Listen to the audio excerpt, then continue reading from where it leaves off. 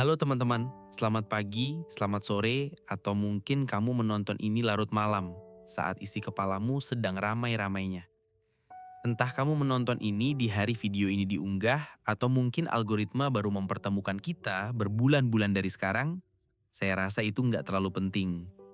Karena emosi yang mau kita obrolin hari ini sifatnya timeless. Dia nggak kenal kalender, dan dia bisa mampir ke siapa saja, kapan aja. Anggap saja ruang ini adalah kedai kopi digital kita, di mana kita semua duduk di meja yang sama, merasakan hal yang sama di detik ini. Terima kasih sudah mampir. Pernah perhatiin polanya? Ada masa di mana kita pernah begitu menginginkan kehadiran seseorang. Kita berusaha keras, kita menunggu, kita memantaskan diri demi validasi mereka. Tapi saat itu, pintunya tertutup rapat. Hening. Lalu waktu berlalu, kamu mulai sembuh.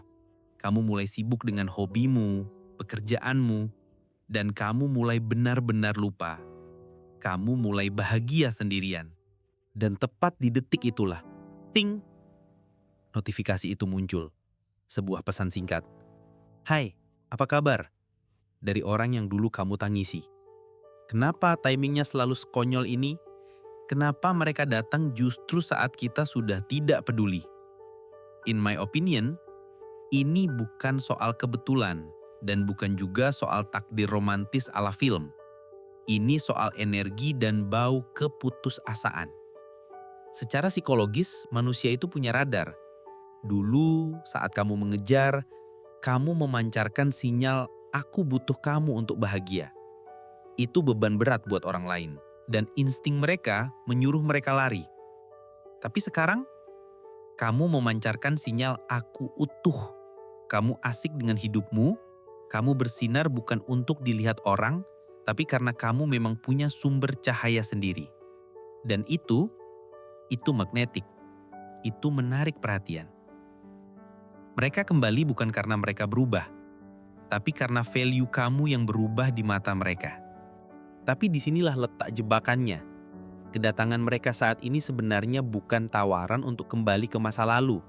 Menurutku, ini adalah ujian kelulusan dari semesta. Ini adalah momen bagi kamu untuk bercermin dan bertanya, apakah aku yang sekarang, versi aku yang sudah lebih percaya diri dan mandiri ini, masih cocok memakai sepatu lama yang sempit itu? Nah, setelah notifikasi itu muncul, biasanya perang batin mulai berkecamuk. Jarimu mungkin melayang di atas layar. Ada suara kecil di kepalamu yang berbisik. Balas aja kali ya, sekedar sopan santun aja, atau yang lebih berbahaya. Aku cuma penasaran, dia mau ngomong apa. Padahal teman-teman, seringkali itu bukan sopan santun dan bukan sekedar rasa penasaran. Itu adalah ego kita yang sedang mencari closure atau penutupan. Kita sering berpikir, mungkin kalau kita ngobrol sekali lagi, aku bakal dapat jawaban kenapa dulu dia pergi. Mungkin hatiku bakal lebih lega. Tapi hati-hati, itu jebakan. Mencari penutupan dari orang yang sama yang membuatmu terluka, itu ibarat mendatangi rumah yang terbakar untuk mencari segelas air. Kamu nggak akan menemukannya di sana. Kamu cuma bakal kepanasan lagi. Ingat ini, closure itu tidak datang dari mulut mereka. Closure itu tidak datang dari permintaan maaf mereka yang mungkin setengah hati. Penutupan yang sejati itu datang dari dirimu sendiri. Ia datang saat kamu menyadari bahwa kamu tidak lagi membutuhkan validasi mereka untuk merasa berharga. Ia datang saat kamu bisa melihat pesan itu, lalu memilih untuk meletakkan HP-mu kembali dan melanjutkan kopimu yang belum habis. Bukan karena kamu benci, tapi karena ceritanya memang sudah selesai. Tapi aku tahu, bicara memang lebih mudah daripada melakukan. Setelah kamu benar-benar menutup pintu itu, setelah kamu memilih untuk tidak meladeni masa lalu, biasanya akan ada satu tamu lain yang datang. Namanya hening. Tiba-tiba rasanya sepi. Tiba-tiba muncul keraguan. Duh, benar nggak ya keputusanku tadi? Jangan-jangan aku barusan membuang satu-satunya kesempatanku buat bahagia. Wajar banget, manusia itu takut sama kekosongan. Tapi teman-teman, dengarkan ini baik-baik. Di dunia ini ada hukum alam sederhana. Sesuatu yang baru tidak bisa masuk kalau tempatnya masih penuh.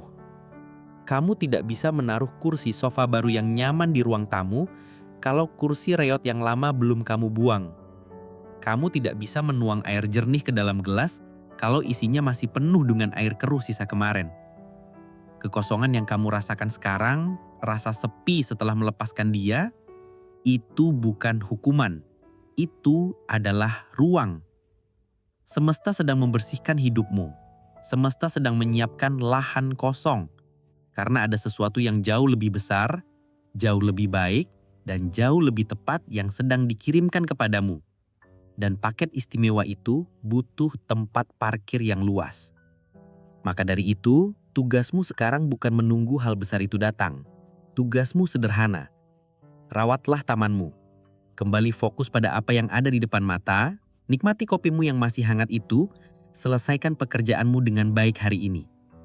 Karena pada akhirnya, orang yang tepat tidak akan melengkapi hidupmu. Mereka hanya akan datang untuk merayakan hidup yang sudah lengkap, yang berhasil kamu bangun sendirian. Terima kasih sudah meluangkan waktu berharga kalian untuk duduk dan berpikir bersama di An Opinion of Today. Kalau obrolan kita hari ini terasa seperti pelukan hangat yang kamu butuhkan, bolehkah saya minta satu hal kecil? Tinggalkan jejakmu di kolom komentar. Ceritakan satu hal kecil yang berhasil kamu lepaskan hari ini. Saya ingin membaca cerita kalian karena kita semua di sini sedang belajar tumbuh bersama. Dan jika kamu ingin memastikan bangku ini selalu tersedia untukmu di video berikutnya, jangan lupa tekan tombol subscribe dan nyalakan loncengnya. Jaga diri kalian baik-baik karena kalian berharga. Saya Iksan, sampai jumpa di opini berikutnya. You can start the next chapter of your life if you keep rereading the last one. Kamu tidak akan bisa memulai bab baru dalam hidupmu kalau kamu terus-menerus membaca ulang bab yang terakhir.